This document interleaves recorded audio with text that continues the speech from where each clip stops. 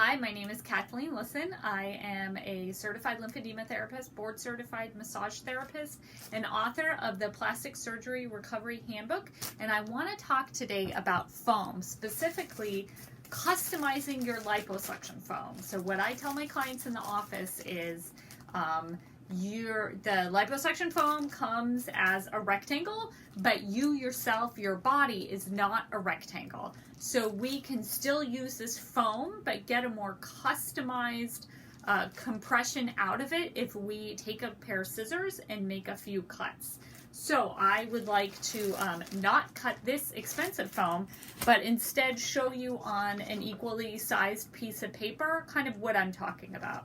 So the first thing we know is the foam comes in one size, but we come in several different sizes. So the first issue for a lot of people, which is really simply solved, is how big your torso is. So we're looking for to have the foam cover from low abdomen to right underneath the breast area where the bra strap is. So we want to have it right where the compression of the bra strap ends and not like underneath where that compression ends, because if you have foam here and then you have a blank space and then you have the compression of the bra area, all the swelling is going to go in this blank space, which doesn't have that extra compression over it. So the solution is, if you have a long torso, that you just have your foam vertical instead of horizontal. If you're shorter like me, you can do it horizontally, and then again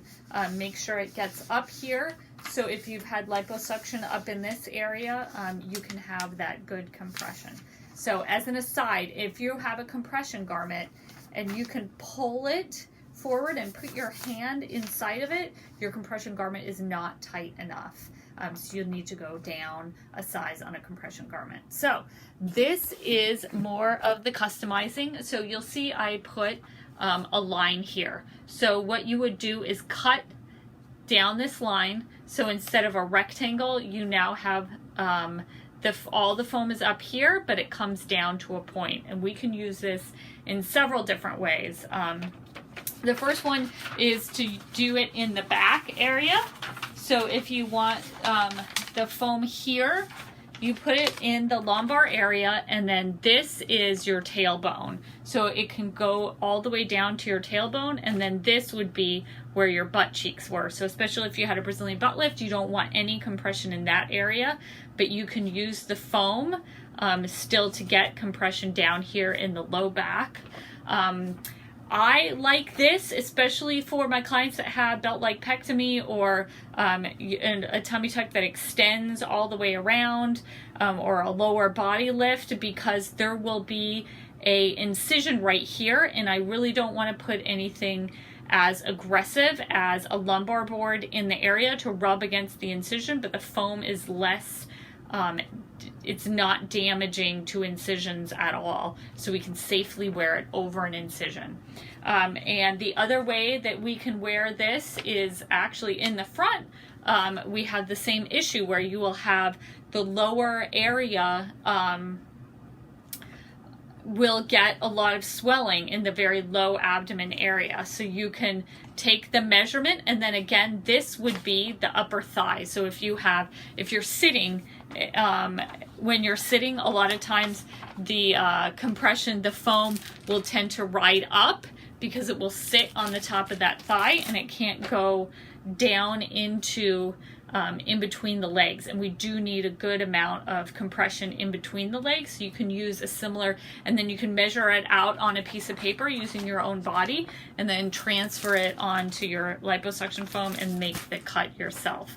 So this can also be used in that way. And then we can also think of turning it up here, and then if you get a lot of swelling just right here in between the rib cage, you can put a smaller oval foam.